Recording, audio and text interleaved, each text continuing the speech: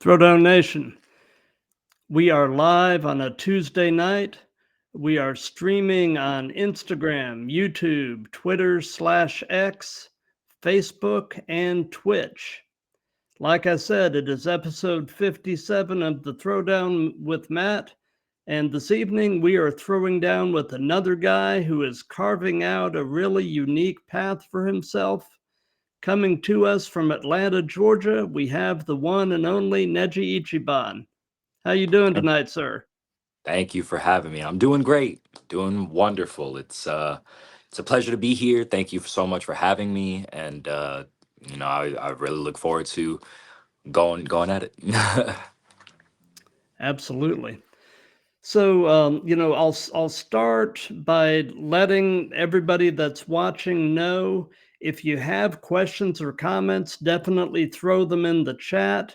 And all questions and comments will be read and answered at the end in a viewer Q&A session. So we'll go ahead and get started with the first and most obvious question, and that is, first off, how long have you been wrestling? So I have been wrestling for 2 years now.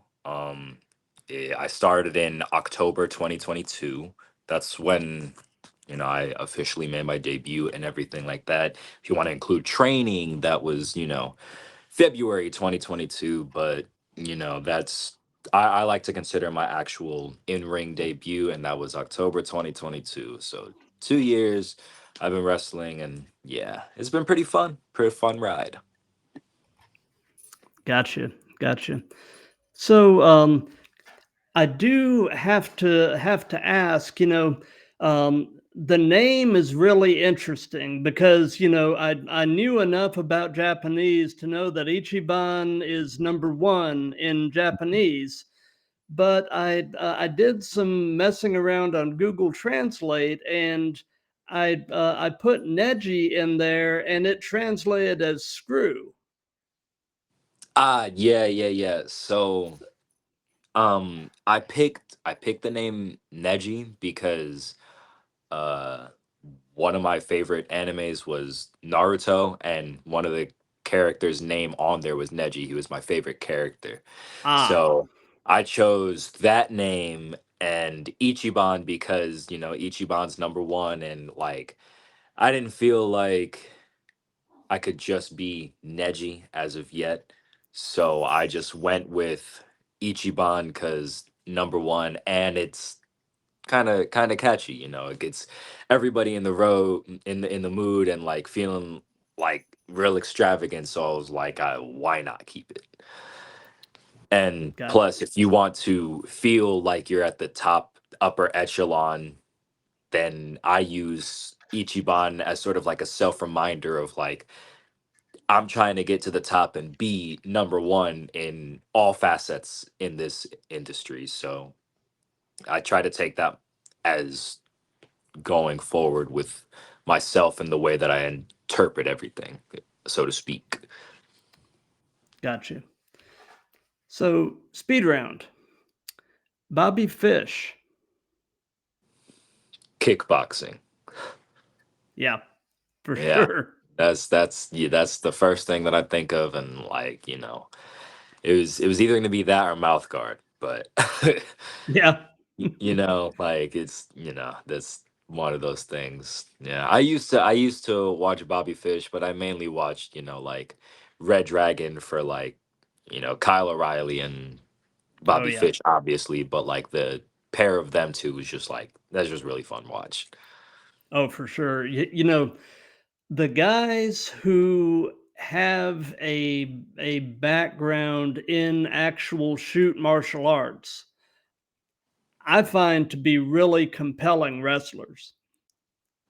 hmm Yeah, because it definitely adds like a whole new layer to stuff. I think you recently had a guest that was Grayson Pierce. He Hmm. has like a legit martial arts background. Teriyaki has a shoot wrestling background as well, and he's like very good, as well as Shooter Gabe, part of Offside Heroes. They got they got some like real skill in the sport. Gabe and his brother Jose.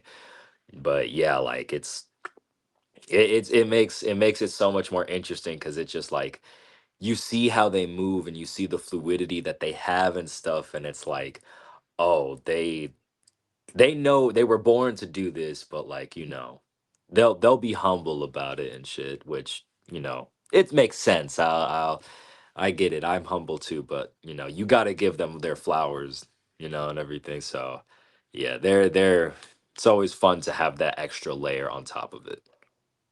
Absolutely. So, who actually? I know that you're currently affiliated with WWA4. Have you mostly been training under AR Fox, or have you trained elsewhere as well? I've mainly trained under AR Fox. I haven't really officially trained anywhere else as of yet, but I have like gone to like New South, gone to Action, gone to like, GCW, and like have heard things here, there, and like try to get as much, knowledge as I can from anyone and everyone, So I That's definitely try smart. to, yeah, I definitely try to make it a point to like, if I don't get anything else from where I go, at least gain some knowledge and gain some better understanding of how I'm to do this, or find a way that works best for me on how to do this, and like pursue it that way. I just want to make sure that I'm like the melding pot of like all the knowledge, and just make sure that I at least have some understanding of how to do this crazy sport. Gotcha. So, in terms of the early stages of your training, what would you say was the most challenging part of the early portions of your training? uh Promos. Promos? Almost for sure. I don't know why. I seem at very particular adept at like talking and stuff like that, but when it comes to doing stuff like that, I tend to really get in my own head, and like, you know, I get my palms start sweating and stuff, and like it feels unnatural to me, but I try to just shove it down, and then as soon as I walk through, I just like let it all go. But it's still there, and I kind of like it because it's like, if you're not feeling nervous or not feeling weird about it or feeling out of your own skin, then why would you really be doing this? Exactly. So yeah, that's just for me. Everything else, like, surprisingly, the bumps were easy. It hurt, but Yeah, I knew what I signed up for. I've watched wrestling. I absolutely know, and I was without a heartbeat, just so I was like, I was ready. gotcha. So, if you were going to pass something along to a new trainee, what has been, would you say, the most useful thing that you've learned in training? If you had to pass along one nugget to somebody new, what would it be? Practice how you play. If you're not training with the intent to be what it is that you're training to be, then what are you really doing? Even if it's something that you're not trying to be. If you're not doing like 100% of something, what are you really training for? Like, why are you there? If you're going to train, put 100% into it. Yes, you can put one foot in just to like dip a toe, see what it's like, but you're never truly going to know what it is, what that feeling is, what that spark is, until you actually practice how you play. That's what I tried to do. That's what I tried to instill in everybody else. Yes, people can get carried away. If that's how they play, then you understand that that's how they play. And Yeah. everybody's different, but like, it's just, yeah, practice how you play, and if you practice well, you'll play well. Play even better, even, because you can in practice figure out what you're doing wrong, or what you're like, not focusing on in a sense. Got you. So, something that I'm going to do right now is actually share my screen, and I found on YouTube, I found a highlight reel of yours that I wanted to play just for people that aren't familiar with you to get a little taste of what you do. I So appreciate it. let me share the screen, and we'll go ahead and take a look at that. And you said you got it off of YouTube? I did, yeah. Oh, okay, okay.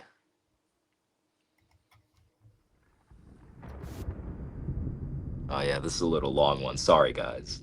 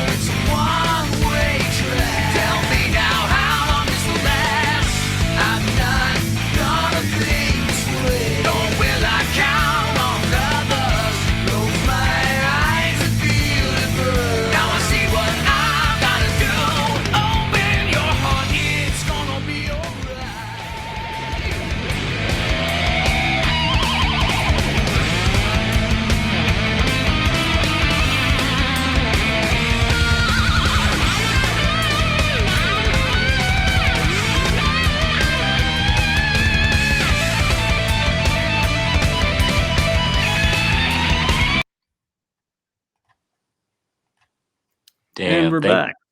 thank you for that. I'm not even gonna hold you. That was Absolutely, man. uh, I've watched that a few times in the last few days, man, and it really gets me pumped up. I mean, that's you did good putting that together.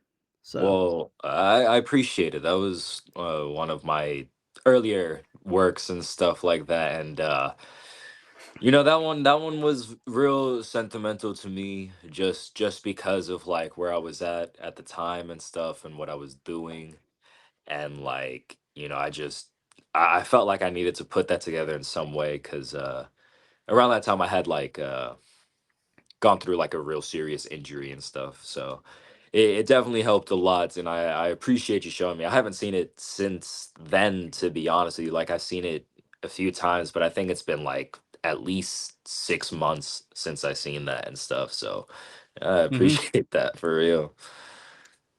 Well, I the thing that I dig about what you're doing is one of the things is, I see a lot of tribute being paid to some of the martial art ish characters from kind of the yesteryear of wrestling. I see some of the great Muda, some of the great Mhm. Kabuki, Yeah, I saw you spit the mist and everything, and I was like, there we that go. was actually blood, believe it or not. Really.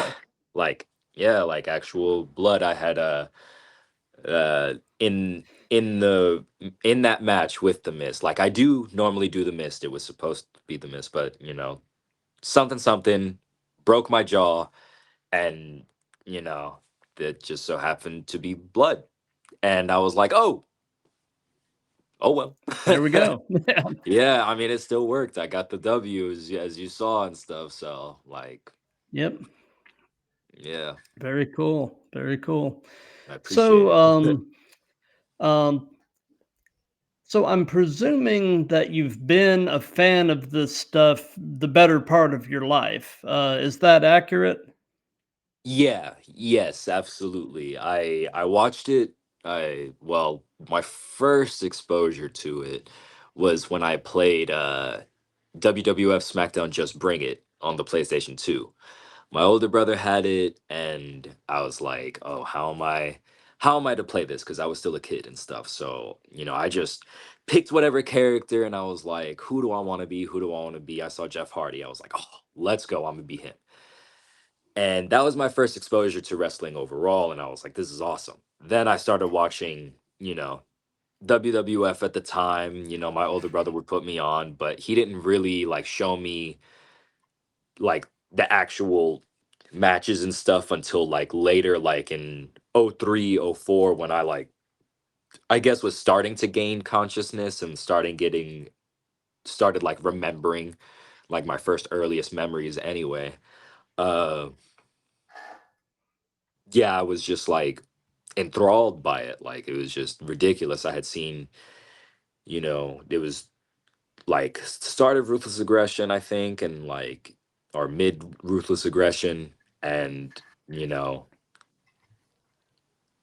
SmackDown versus Raw 2006, I think it was. So maybe it was like more so '05, '06, that I remember watching wrestling, and that shit was just it was just unlike anything else that I've seen, and I've just I didn't know what else to think of it. I just loved it, and stars in my eyes, Jeff Hardy. I was like, let's go. He's like the best. The swanton bombs, the armbands, the face paint, everything. I was like, this is the greatest.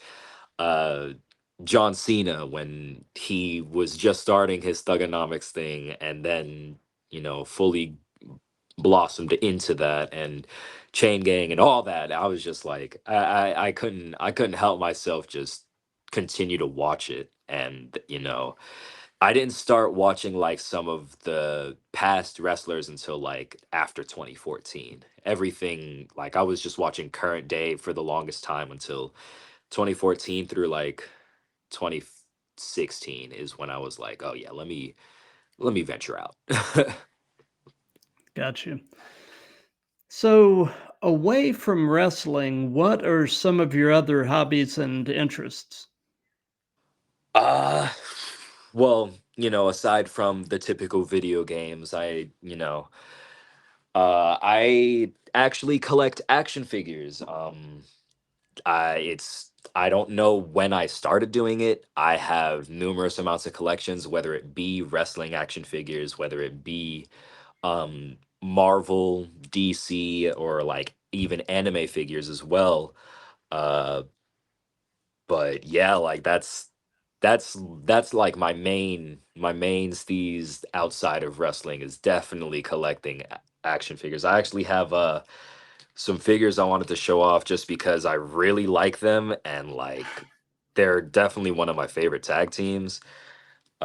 But I have these Briscoe brothers Ring of Honor Oh, edition nice. ones. Yeah, and crazy how it looks just like both of them, and like all the tattoos. This is, all that. It's the non-bloody version, don't sue me, but they still have the dog collars, so like if I ever get in the mood to start doing like some photography and stuff, or like even little mini videos, I can use the dog collar for that.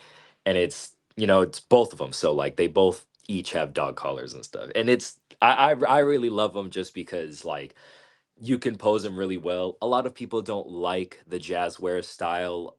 They prefer the elite over that, but I like them both. I prefer the jazzware style just because you can mix and match. Like I could take the cargo pants for this and take it off just like that, and like swap it with other figures and do that. But that's only with the jazzwares. With the elites, you gotta like boil it in hot water, take it out, do all the extra long mile stuff. And this one is just you pull apart. Like makes me feel like a kid again, you know, when you have like the figures or the little green army men that you could like just destroy and like, or not destroy, but you know, toss around and like not worry about it breaking because you can put it back together. But yeah, that's Right. sorry to nerd out, but yeah, that's my C's. It Oh used to be no, no. comics. You know, nerding out is what this is all about. You I know, know. um, and you know, seeing those figures. You know, God bless Jay Briscoe. Man, that was a loss. Yeah, yeah, it was a real blow to everyone. I remember I was at the A4 when it happened. That's crazy. Like I was at the A4 and like everybody was just like, "What?" Like Jay Briscoe? Like no way. And you know, everybody was like, we have to do something. Like even if it's in the match, we have to do something that's like in honor of Jay." And Yeah. you know, uh Jay Lucas, you know, did the Jay Driller one last time before, you know, he started doing other finishes because he used to do that. Jay Lucas, I should say. But yeah, it was just a real blow. Just all the matches, all the promos, everything. It was just like, damn. But I think AEW definitely honored him right, and like the tribute video they had was, you know, impactful, and you know now we have a lasting alignment of this Jay Briscoe. You know, like there are two figures of him, one bloody, one not, and I'm sure they're gonna release Ring of Honor versions of both of them. But you know, here's hoping. Yes, for But sure. yeah. So, you know, I know that the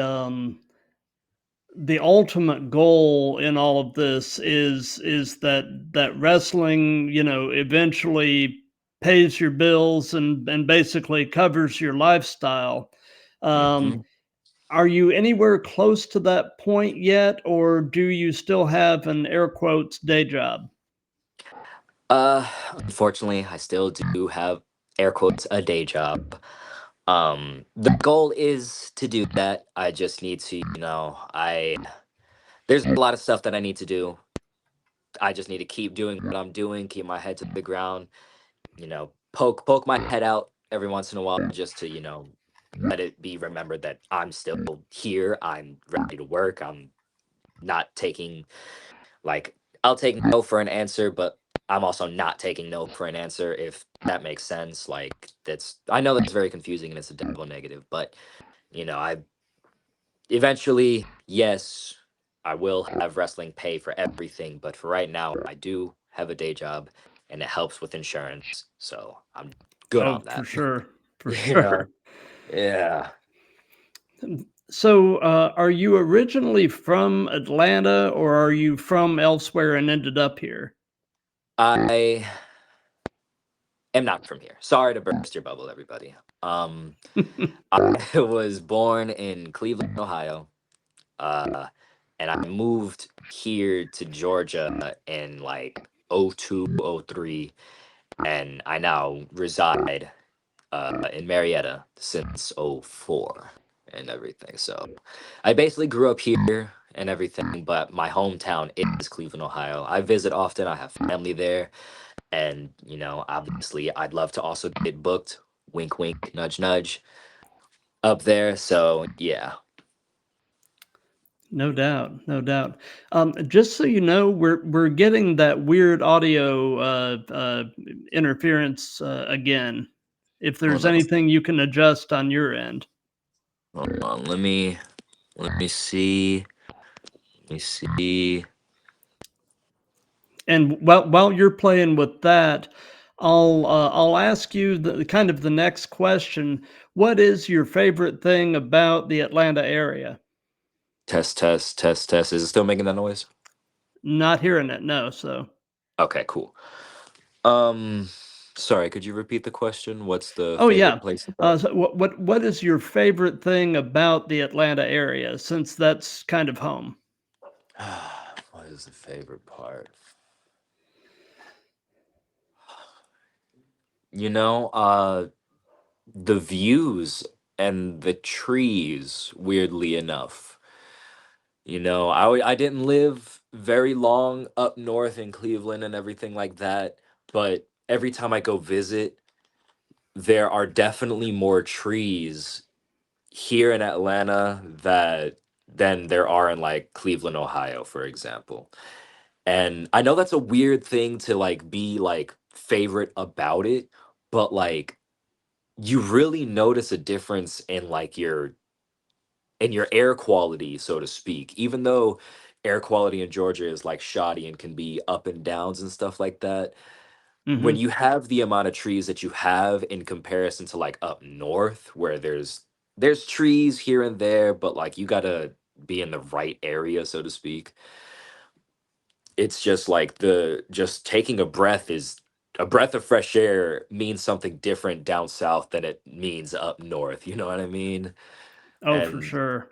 yeah, so it's like it just feels good down here. Like all these trees, all this oxygen is just like is I know this is such a weird thing to, really be, thinking about, but that's what I definitely say is my favorite part of Atlanta. Cause even in the city, there's a bunch of trees. So it's like there you see all this you see basically the concrete jungle is still kind of a jungle. And it's like it's kind of great because all that Yeah, air is just it's to die for.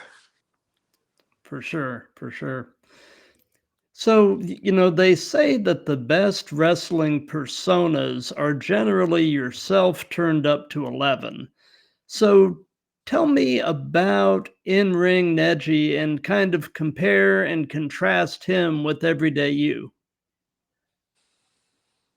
Um, Honestly, not much different. The only thing that I would say is that business casual Neji won't like immediately pick a fight, if that makes sense. Yeah. So, I guess that would really be the only difference because like the way that I'm talking now and the way that I'm speaking, yeah, it's I guess you could say business casual and edgy, but like the way that I am in ring and like the way that I am in and out is like one to one virtually the same. Like I can do anything needed at the drop of a hat.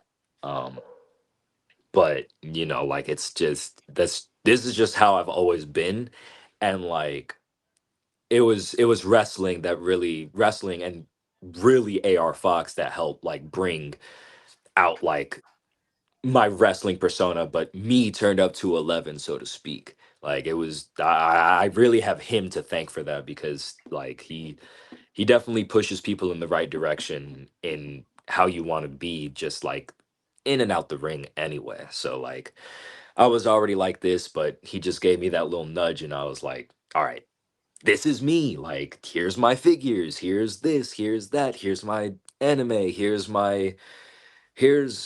here's my whole persona and her everything that I can do, and put me on your show and I'll sell tickets and I'll do a fantastic cut edited promo. But yeah, like Absolutely.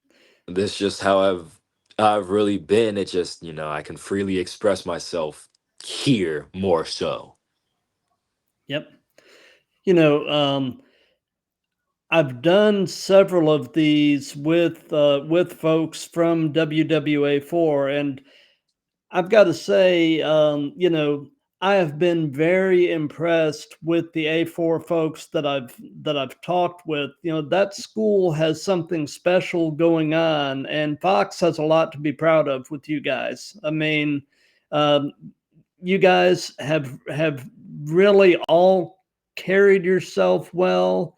You've represented the school well, and it's really been a pleasure, talking to you A4 guys. So it's I'm definitely impressed, and one of these Thursdays I'm going to get out for a show. Absolutely. You know, it's free to the public and everything. Like you can come in every Thursday. It is cold, so be sure to bundle up and everything like that.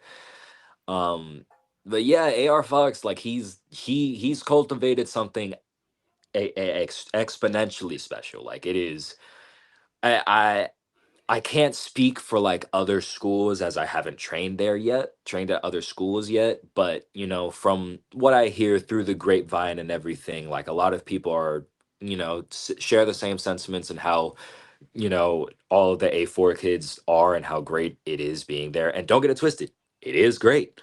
Like this is in like no way. I'm just saying like being there physically is a whole different experience that I highly, highly, highly, highly implore anyone and everyone to go and check out. Whether you're trying to become a wrestler, become a referee, or become a fan, go to this spot. This is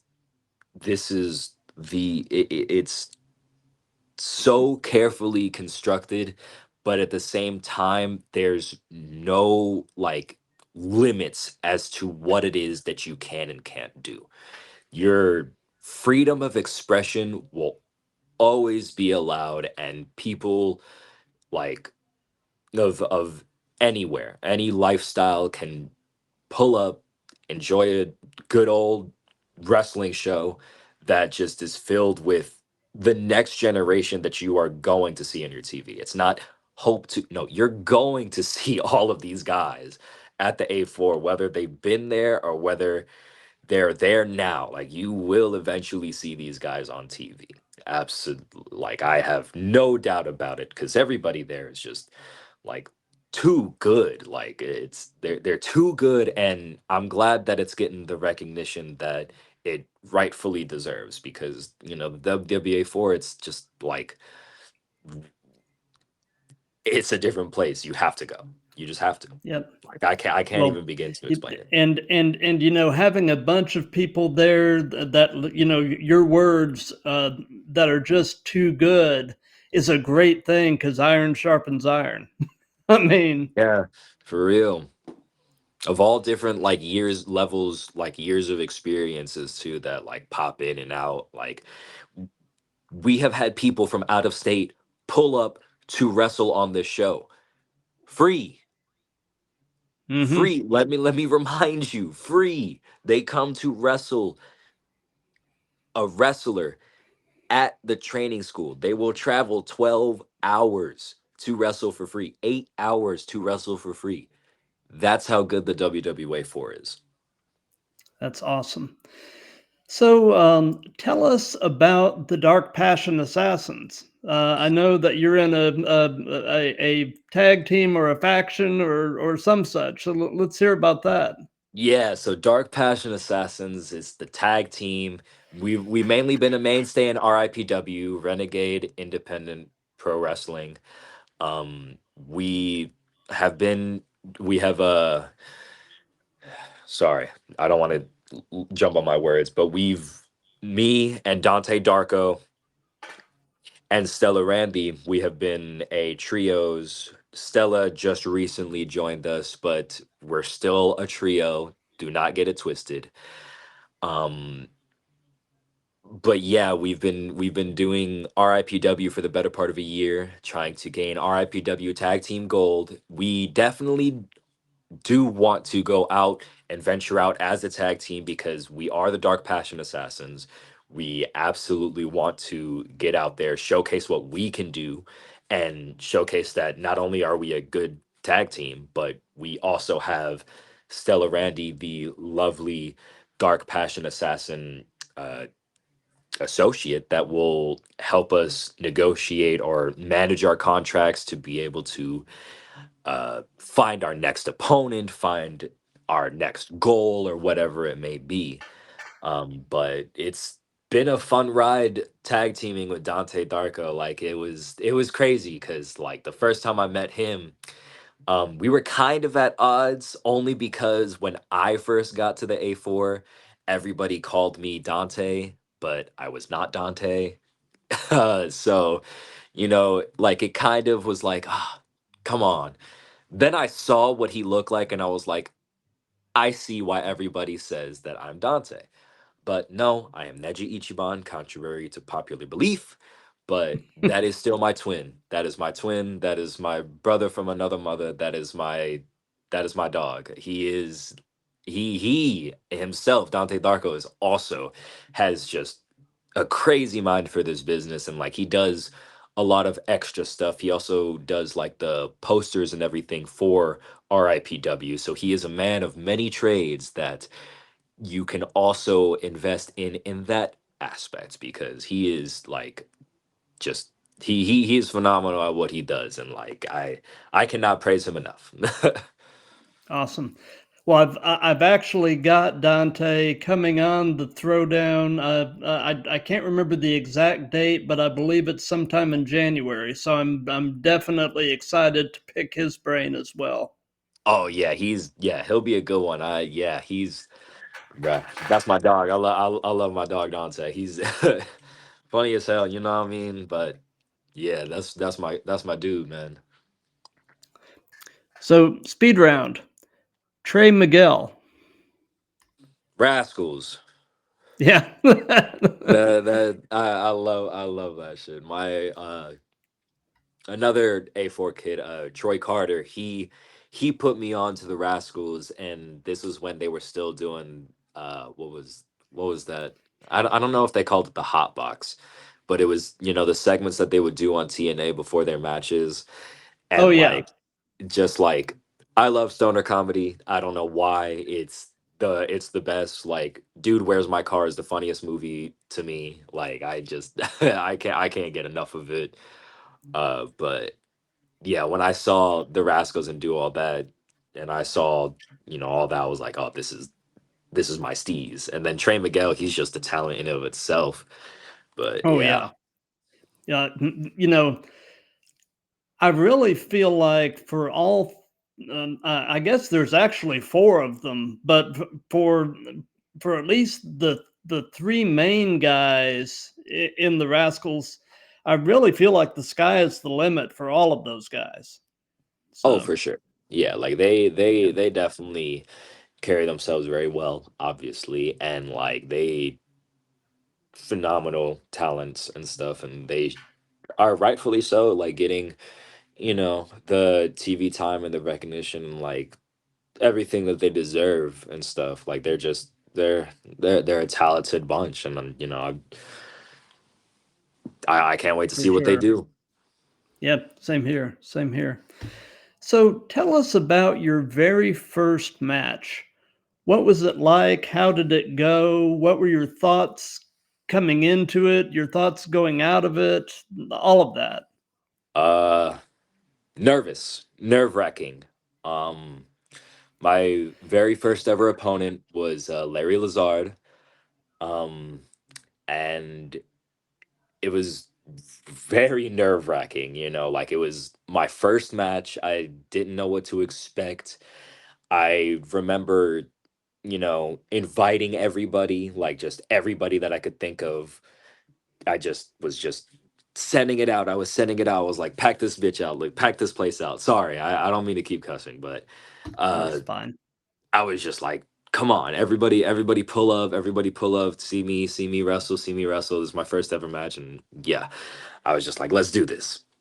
Um, I was nervous. I was like super nervous. I didn't know what to expect, and like, Larry definitely helped me through it and stuff. Like, when you see in that highlight clip, the first image that you see, or the first, like, highlight that you see, is me taking the low main pain, and I kind of messed it up, but like he kind of he helped with it, so like both of us were safe and we didn't get hurt and stuff. And it was great. You know what I mean? Like it was an amazing match for me. Like, I go back and watch it, and me with the brain that I have now, I look at myself and I'm like, you know what I mean? But I try to turn that part off, because I'm just like, man, imagine, like, I didn't even know who either of these were, or if like I wasn't I wasn't even looking at this match if it was me, you know what I mean? Like I try to take myself out of it and just like be in the match. More specifically, when I watch myself, I can do that with any other match, no problem. But when it comes to me, they always say you're going to be your own worst critic, which guilty. But Hmm. but I just try to go and watch it, and you know, I just yeah, I love the match. I remember I was a little emotional after because I didn't think I'd make it this far and stuff like, and just for my debut and stuff like I didn't think I'd make it. I'd gone through like a bunch of like crazy personal stuff in my past and stuff, so it was just an emotional moment for me, and like I just couldn't be more thrilled with it. Absolutely. So, we've heard about the first match. Now, tell us about your favorite match that you've been a part of. My favorite match. You're gonna make me choose. Because I actually have two favorite matches, and I'm Well, sorry. Sorry to let's answer hear your about it. questions. Let's hear both of them. So the first favorite match that I had was against Teriyaki. The it was that match that I was just like so proud of it. Even though I got injured from it, I was still like so proud of the match, and like just go just even when I go back and watch it, just watching the promos leading into it that both him and I had done, and like just the lead up to everything, because it was like a whole story that I had with at the time the A4 champion Blackjack, and it was a whole thing. And I love that match. The second favorite match was my return after the broken jaw. I faced Blackjack Mac, and that match was just a crazy match. Like it was the return of me, but it was also the official debut as or the official debut of Stella Randy as my Princess of Passion, my manager. It was her official night, being by my side, and it it was a special moment. It was bloody chaos. It was just it was the craziest match to have a whole crowd of people just standing screaming their lungs out, just watching the carnage unfold before them, and it was just an elating feeling, and I just couldn't be more happier with how that match was. So the first one, Teriyaki, and then the second one was versus Blackjack Mac. Both I have them both posted on my YouTube, so if you want to check them out, please at Neji Ichiban, check them out. Absolutely. Yeah,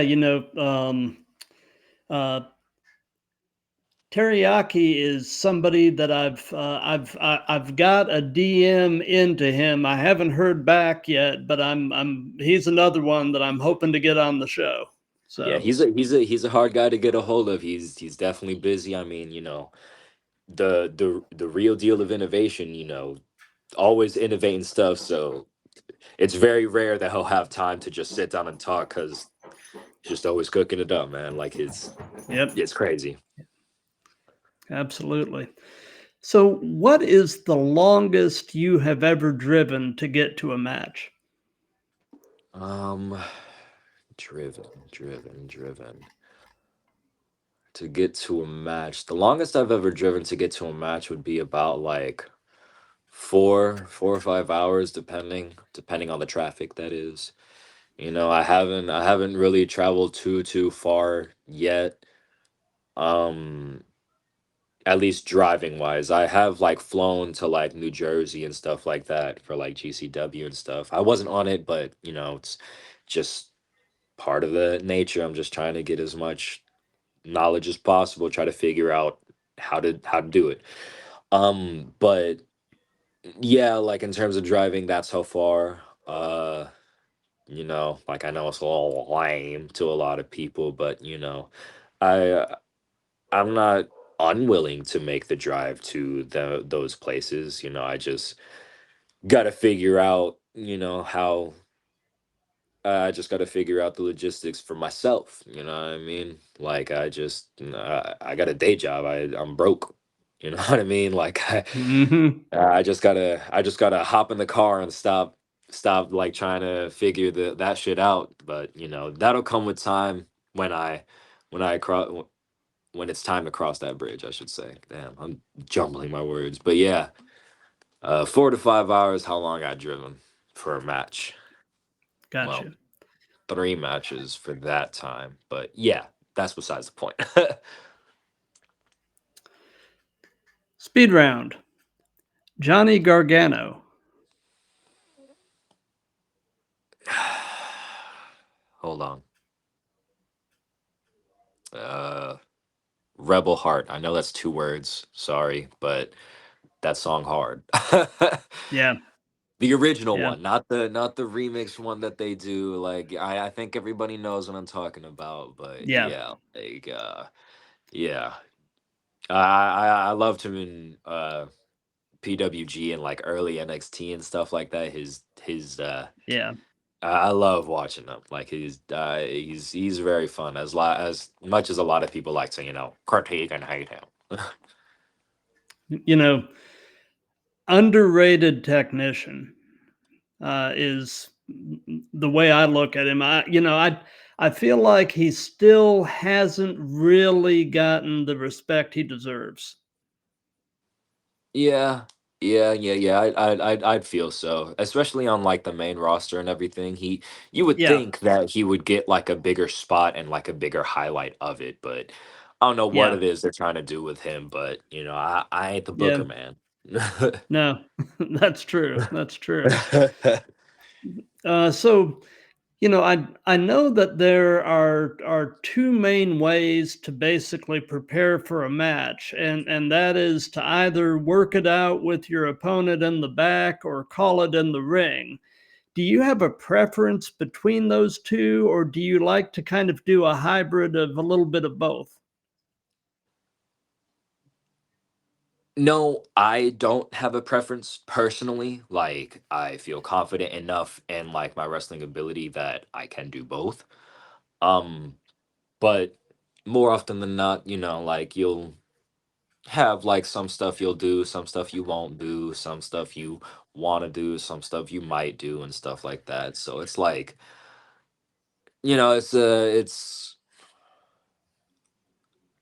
it all just depends on who it is that I'm facing and stuff. Like, I'm not gonna face someone for the first time and be like, "All right, see you out there, kid." Like, I wouldn't do that because Right.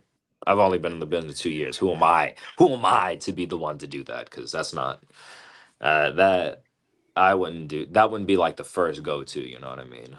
Unless I've Right. like worked them like a million times. Which like you Right. train at the floor, you kind of have to work everybody. Not have to. I say that like it's a burden. It's not a burden. I'm just saying like you have to in the sense that like you keep wrestling the same opponent, then like you're gonna figure it out with like that other opponent and figure them out. You got to figure out everybody in all shapes and sizes. You can't just wrestle the same sized opponents all the time, which again is what's great about the four. You have people of all shapes and sizes, so it's Oh like yeah, it makes for so many unique matchups that are just too good to pass up, too fun to pass up. for sure, for sure. So if you could only be one, would you rather be great in the ring or great on the mic?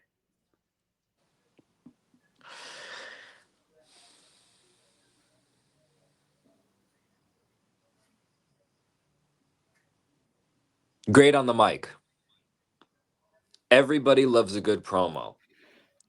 You can have the greatest wrestling match of all time, but unless you don't believe that you are the greatest wrestler or your abilities in the ring don't showcase that, being great in the ring can only take you so far depending on who you are, I feel like, but everybody's always going to want to watch a good promo.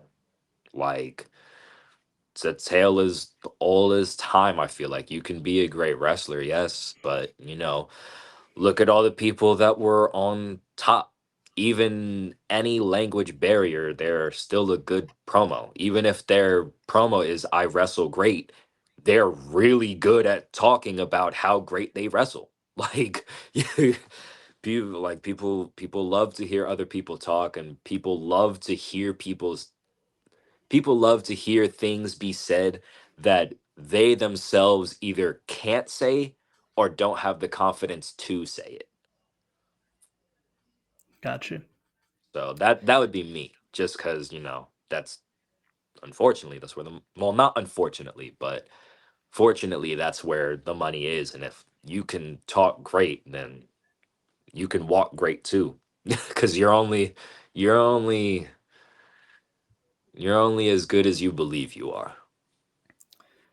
Absolutely. Speed round. Jay Lethal. Machismo. Machismo. I That's the first thing that came to my head because there's a Black Machismo action Oh yeah. figure that's available, and like I just remember hearing that. Uh, his Woo promo as well. See, talking about Oh yeah. promos, the Woo off with Ric Flair. I Oh quote the that religiously. yeah. I probably sit down and watch that promo at least once a month, just to get a good laugh. I I mean, quote it at my job, and people be looking at me sideways like, what are you talking about? Because I'll be like, that's my line. No, that's my line. That's my line. That is it. That no, that just cracked me up, and like I love that. I love that promo. Like any Ric Flair promo is actually a really good promo too, but I really like that one just because it had Jay Lethal and Ric Flair, and I like them both, even though I may not like the lethal injection as much. yeah. Yeah. So, what has been your most unusual encounter with a fan?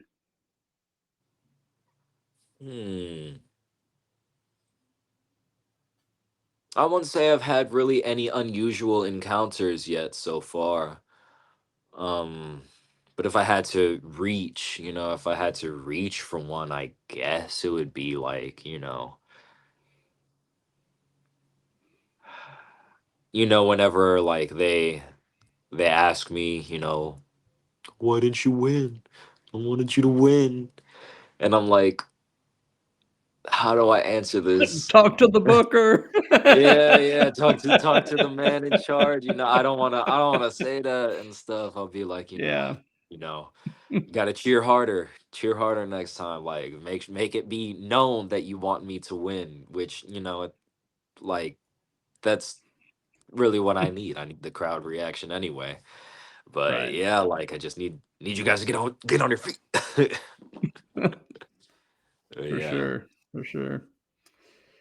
So, can you share an example of a time where something went completely sideways during a match and you had to completely improvise? Completely improvise.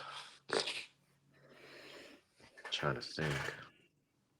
It's a tough one because there are times where like I've had to improvise, yes, but I wouldn't say completely improvise. Cause more often than not, I'll try to go what's according to plan or close to according to plan, so to speak. Um Really, to be honest, it's really like it's gonna keep circling back around to this moment, but like when I broke my jaw is really like what happened because it happened during the match, and like it wasn't halfway through, but it was definitely like a quarter way through of the match, uh like a little bit of time left, and just when that happened, I like was just trying to figure out how to move in a way it didn't aggravate my jaw and it didn't aggravate everything that was going on. So I guess that would be like the improvisation, and then having to cut a promo after the match as well. I was like, oh yeah, like definitely got to figure out how to do this without sounding like I just got shit rocked out. You know what I mean? Like I had to, Yeah. I had to like really like figure it out, and like even watching the promo back, like I thought it was badass, but whenever I show it to someone else and I tell them, "Hey, I broke my jaw right here," they're like, "Ooh, what? Ooh," like they don't want to see it, and I'm like, "Don't be wimp." But yeah, that's really the only time that, well, the major time that I'd have to say. Gotcha. So, do you have an all-time favorite match as a fan? A match that you can have watched it a million times and it just never gets old, and there's always some new little nugget you can pull from it. Samoa Joe versus Kenta Kobashi, Ring of Honor. The first time ever where Kenta like I think he had just recently returned to wrestling or something like that, or he was going through like a legendary GHC heavyweight run in Noah, or just came off of one or something like that. It was something. It was just some big event, and it was like one of Kenta Kobashi's first ever overseas match, and it was against Samoa Joe. And that match, I just like could never stop watching it. Like every time I listen to like the loud ass strikes that they give each other, I'm like, oh my god. And then hearing the crowd react to not just Samoa Joe but Kenta Kobashi as well, like hearing them just going back and forth and hearing the crowd go, oh, oh, oh, like just I like it just gets me so amped up, and I'm just like, rah, like let's do this. Like I'm trying to, I wish I was there, because like it's just like, to me it's just like the most phenomenal match that like I can never ever get tired of it. Like that match is just, it's, if I'm having a bad day, I'm gonna throw that match on and my day will be great for the rest of the time. Even if I got an hour left in the day, I'll watch that match and I will, I'll be fine. Like the rest of the day, I'm good. You can't bother me. Absolutely. I've got to say, really, the Ring of Honor and TNA portions of Samoa Joe's career in general is just amazing, amazing stuff. Oh, for sure. Yeah, that portion of Joe's career is just unreal. Yeah, it was ridiculous how the heights that he was on, and like it was just it was the greatest thing. It was the greatest thing. I unfortunately wasn't watching around that time. Like I got into like other promotions outside of WWE after like 2014, because I didn't know about any other promotion after or before then. So like, going back, I my favorite wrestler was Jeff Hardy. And in '09, when he left the company after winning the WWE title, I was heartbroken, and I just stopped watching wrestling for years until picking it back up in 2011, and then really sinking my teeth into everything in 2014. And that's when I found like TNA and Jeff Hardy's run in TNA and Samoa Joe in TNA, AJ Styles, Oh yeah. Willow, like everybody. And I was just like, oh, these are all these people. Like I had no idea. And so, I just went like on a crazy binge in like 2014 through 2016. It was just watching wrestling all the time. Like I was going out of my way to just find stuff on YouTube. Like that's how I found like All Japan Women's and like old Noah tapes, and try to find like the old ECW with like the classic music. So I'd use everything at my disposal. I was like if I thought I knew how to use YouTube back then in 2014, I was going crazy just looking up the most random stuff. Like that's how I even found Chikara. Hmm. And that was just fun. Like I was just having a blast. I still do, like I still try to find like new stuff. I'll even go back and watch like the first ever wrestling match, like back in like the 30s or 40s, or when there was like a first televised wrestling match. And like I'll Oh just yeah, have fun with that. Like I'll try to be I try to be like an actual student of the game, not just, you know, looking at like the past 10 years or the past 15 years or whatever. I want to go back.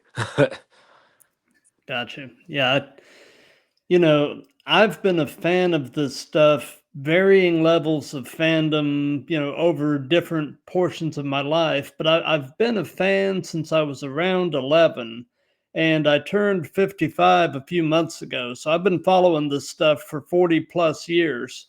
And Okay. I've been fortunate to be around and see a lot of things, because I grew up in the territory days, Ah, yeah. saw the Monday Night Wars start to finish, saw the rise and fall of ECW, and really right now is such an exciting time to be a fan because there is just so much of it, Hmm.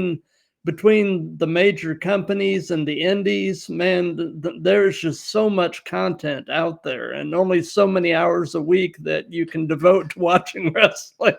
For real. That's why it's like at that point you just got to find a wrestler that you really want to watch and like stick to them, and then try to find like other promotions and other wrestlers you can watch, cuz like Yeah, there are just so many places that you can watch wrestling. for sure, for sure. Speed round. Josh Alexander. Earmuffs. I don't know why. He's the only wrestler that I have seen that wears that. And like when I first saw him, I was like, I understand it because amateur wrestling, but Right. I was still like, huh. Then when I saw him like unstrap it to like, sort of power up, if you will, I was like, oh, that makes sense. That's the greatest thing. That's the greatest thing. I was a fan from then on. Just off that, just the Yeah. but Yeah. yeah. I actually saw his interview with Chris Van Vliet earlier today, and he's actually going to be a free agent as of mid February. So it's going to be interesting to see where he ends up. He said Yeah. he's never really been in a free agency position before, so Yeah. he's going to have a lot of options. He's definitely going to have interest from all the major companies. So Oh, for it'll sure. be interesting to see what transpires because there's a ton of dream matches for him no matter where he goes. So Yeah, I wonder if he'll go after all of the dream matches, or if he's gonna, go to WWE. I mean, you know, really the sky's the limit for him as well. But we'll see where for he ends sure. up, because like that'd just be really cool. Maybe reunite with Ethan Page in NXT.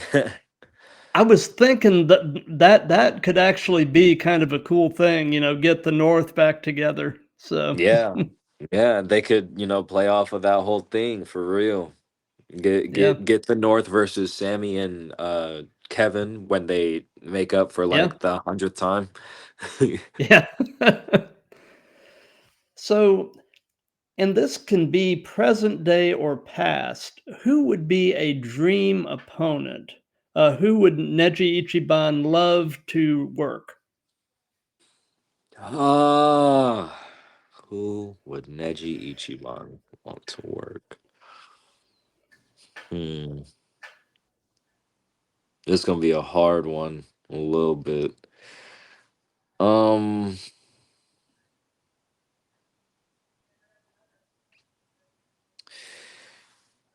Probably. I know this is gonna be wild because you probably don't get many intergender match requests, but probably Akira Hokuto from All Japan Women's. I don't know why that would be a dream match, but I feel like her and I could have like a really great match just based off of like how much All Japan Women's I've watched. Like she's definitely like my one of the favorite wrestlers from All Japan Women's. Like I know a lot of people like Manami Toyota, and I too love Manami Toyota, but Akira Hokuto, I'm sorry, she the Dangerous Queen. I love it. I think her and I would have like a crazy, hard hitting, bloody match as well, and like dude, there could be so much at play. What with her Northern Lights bomb and her pile drivers against my Hammerlock drivers and my Northern Lights bomb and stuff. So like it would be a really fun match, even though I probably shouldn't be using it because Kensuke Sasaki or whatever, but you know, or maybe Kawada. But anyway, yeah, probably Akira Hokuto would be a definite dream match. Gotcha. So, you're still a pretty young guy, and you haven't been in the business that long, but I'll ask this anyway, and that is, what hurts right now? What hurts right now? Uh, all depends on the day. Yeah. All depends on the day, but if I had to like say one thing that might hurt, it would probably be my back. That's like the easiest. But that's also like a combination of the bumps and because I'm also trying to just work out my back and just have like a crazy sculpted back and stuff. And just make sure that I at least have some padding for every time I do bump so it doesn't hurt as bad in the future. Gotcha. Trying to bulletproof that. But yeah, I'd probably say that for sure. Gotcha. Speed round. Raven. Caw, caw, caw, caw, caw. His music, I'm sorry, his music's hard. His WWE music, hard as hell. Like, and my brothers and I had always loved watching the hardcore three-way at WrestleMania 17 against I think it was Big Show and was it Kane? No, maybe it was. I can't remember. But I know it was a triple threat between Raven, Big Show, and somebody else. And Raven had drove a golf cart in the back and almost crashed it into all the lights that connected everything together and almost shut down WrestleMania 17 completely. And I'm like, yes, this is amazing. Yeah, this is my match. For sure. You know, the thing that I always really dug about Raven, and he has said that he actually kind of got this tendency from Jake Roberts, is when Raven or Jake would cut a promo, they generally wouldn't raise their voice. There was just quiet menace, and without raising their voice and veins popping out in their head and foaming at the mouth, they could effectively just quietly tell you what they were fixing to do, and in many ways exude more menace than yelling and screaming and ranting and raving. you know Well, and yeah, I always dug that. yeah. I really love that as well because like it also plays like a part in like actual psychology and stuff like that, but like also like in terms of public speaking. Yes, in public speaking you're taught to be loud and like have your voice in a certain way and like talk this and talk vibrato and stuff like that and like make sure that you're heard. But when you talk a little low and you talk in a certain cadence and you want people to listen and understand, then people will listen. Because if you're screaming, shouting, you get everybody to scream and shout with you. Be like, yeah, yeah, yeah. But if you're talking clear, concise, low, but not too low to the point they can't hear you, then they'll understand not only your intentions are, but they'll understand that something is also not right with you in the head. Because why are you so calm talking about dismembering me? Why are you Right. so calm talking about breaking my arm? I feel like you're going to do more than break my arm. I feel like you're going to do more than dismember me. You know what I mean? So it's like, it definitely adds that, extra layer. And like, yeah, I love it too. Like, Jake Roberts, Jake the Snake. I Mm-hmm. love it. Yeah. Like I'll watch his promos too. Like I try to watch a lot of promos. Yeah. You know, speaking of Jake, one of the things that I've hated to see happen in the evolution of wrestling over the years is I've hated to see the DDT get relegated to more of a mid-match move rather than a finisher. Because when Jake would DDT somebody, you would just think he just killed a man. I mean, Mhm. and now you see the DDT as more of a mid-match, almost a setup move for other stuff, as opposed to really seeing it being used as a finisher. Mhm. And I mean, just being a Jake fan, I kind of hated to see the DDT get relegated to a lesser status. I feel where you coming from, but it all goes back to like it's all dependent on who is doing the move in the first place. Right. Like Jake the Snake uses it as a finish because not only did he come up with the move, but he knocked people out with the move.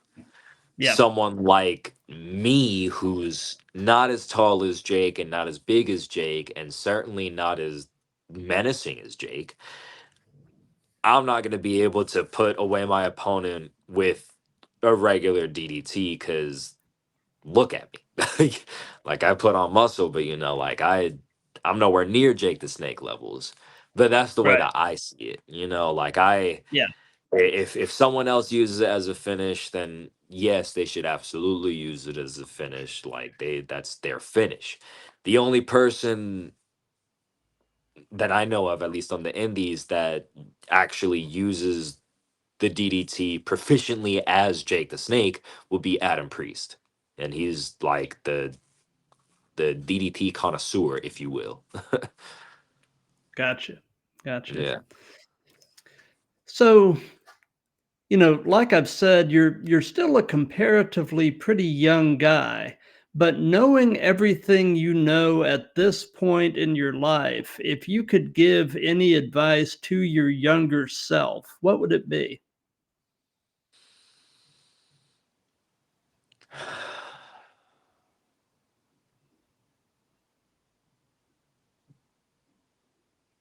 Don't forget to stop and smell the roses. When I was younger, wasn't really focused on all of that.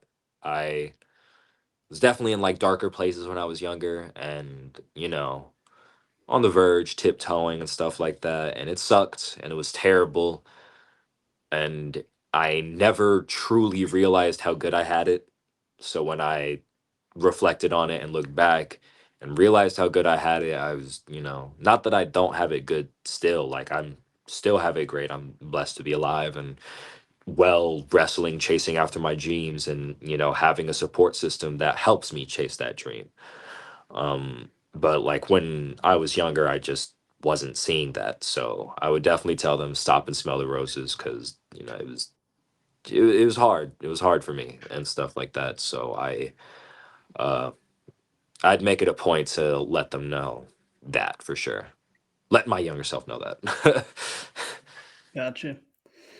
So, do you have any pre-show traditions, rituals, superstitions, any things that you try to do consistently before you walk through the curtain?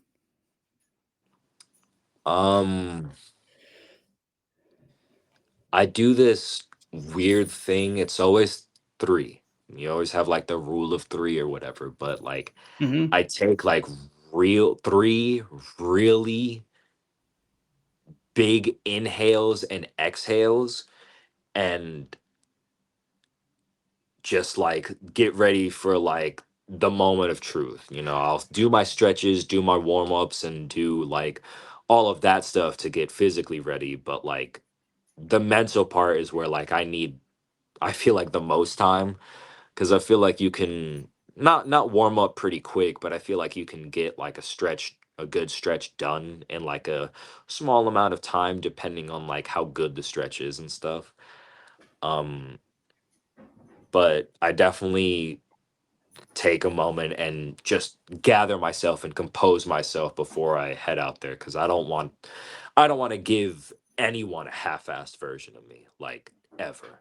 There's there is zero excuse to give anyone a half-assed version of you. If you're not going to be your 100% self, then the no offense, don't even bother walking through the curtain. Like that's a harsh reality that people don't want to hear. Um, but it's like it's not about it's not just about like other people and stuff. It's about you. If you're not having fun, if you're not learning, if you're not being safe, if you're not, you know, like getting yourself ready for not just the physical hurdles, but the mental hurdles, then, with all due respect, pack your bags and go, or try to find a different facet, because we will want you here, but you also equally have to want it as well. I can't force someone to want to wrestle. I can't force someone to want to do anything. You have to want to do it. And, that's just the way that I look at it. I'll just take three deep breaths, get mentally ready, and just, give it my all. And if I give my all and I hear the elation of the crowd, then I'm content with everything that I've done. Like there it is true what they say, there is no greater high than a wrestling high. There just isn't. Gotcha. Something that we've done in all of these that's just been kind of fun is we've let the current guest pose a question for the next guest. And my previous guest was actually another WWA4 guy, the Big Bad Wolf. Ah, And so he posed this question, and that is, do you prefer being the opener or the main event? I love this question so much because the answer is both. The answer will forever and always be both, because I love to set the bar and I also like to exceed the bar. Point blank, period. I have so much fun being the first act, and I always want to be the match that it's like not yeah, I always want to be the match that's hard to follow. I'm sorry. Like I don't mean to gloat, but the I it, there's no greater feeling. There's no greater feeling than being able to go out, be the first show when everybody's typically dead, and then get them to be on their feet by the end of the match.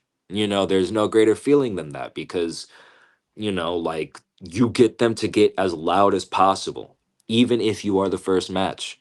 There's zero reason. Like, even if you don't have much in your match, if you're not striving to make what you have be the best thing that they see in what you have, like if you're not trying to make your arm drag be as great as Ricky the Dragon Steamboat in the first match to get everybody on their feet, then yeah, like just it's no greater feeling. And then closing out the show with a banger, sending everybody home happy, telling a tumultuous story of good and evil. It's that's an even better feeling, one could argue, just because you're the final, you're the finale, you're the one that's going to be, that's fresh in everybody's mind. It's like when it's like when Thanos snapped everybody away.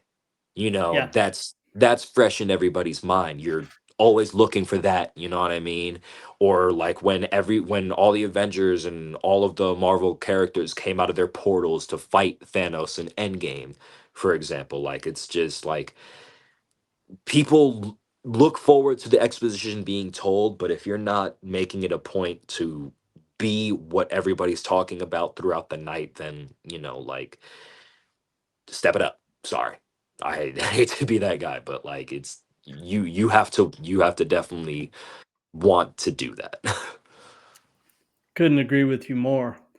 Hmm. So, since this is part of a series, do you have a question that you would like to pose to the next guest?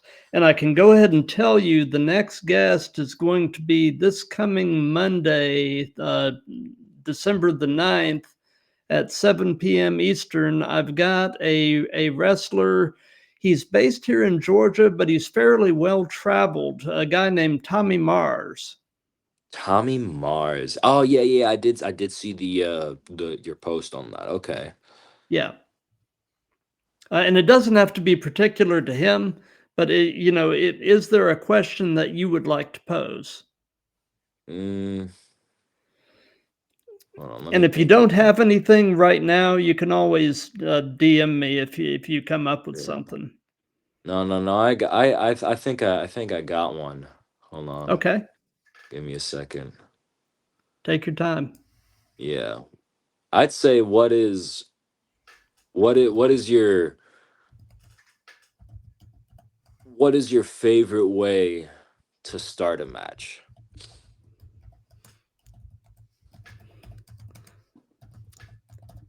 That is actually a really good question. How would you answer that? Um, my personal favorite way would really just be like, a little test of strength, whatever, whatever, whatever, and then just like, depending on the opponent, just like start the match testing the waters, and then just doing like a chop of strength or whatever, just to see like who can outlast the other for it, that'd be my preferred way. I wouldn't always do it, but if I could, I guess I would. Gotcha.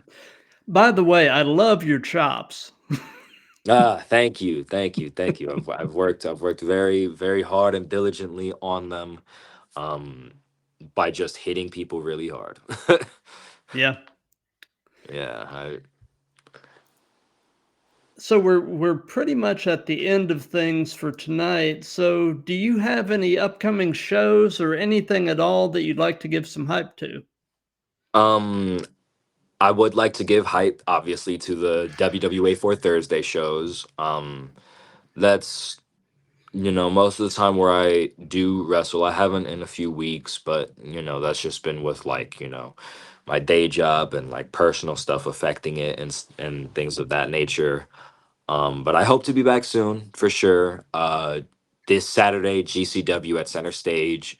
Definitely go there. Bobby Flacco and Teriyaki are facing Alec Price and Cole Radrick, and then Mr. Danger is in his first ever death match against John Wayne Murdoch, which is, I'm so elated for him, for Danger. He's someone like, that's my dog. Him and my mother share a birthday and everything, so like, I love him. Like, I love everybody in Top Team: Terry, Dante, Jose, Gabe, Danger, everybody. But Keelan, who else? Who else? Jay Lucas, Renegade. There's a lot of people. Blackjack. I think that's all. Did I forget anyone? I probably forgot someone. Probably forgot someone. But Top Team forever. Top Team shit. Top Team for life. But yeah, December 7th. That's happening. I am planning to hit New South on the 21st as well. Trying to think what else. I'm just trying to think of all the dates as well.